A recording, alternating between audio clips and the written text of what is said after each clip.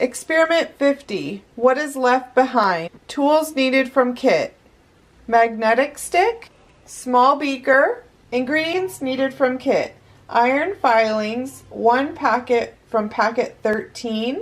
White sand, 1 packet from packet number 7. 2 petri dishes.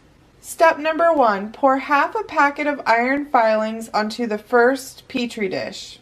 Step 2. Pour half a packet of white sand onto the iron filing. Step 3. Put the magnet into the test tube or beaker.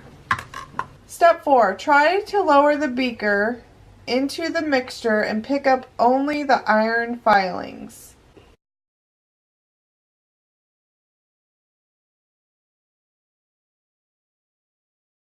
Step 5. Carefully move the test tube or beaker with filings now attached to the second plate.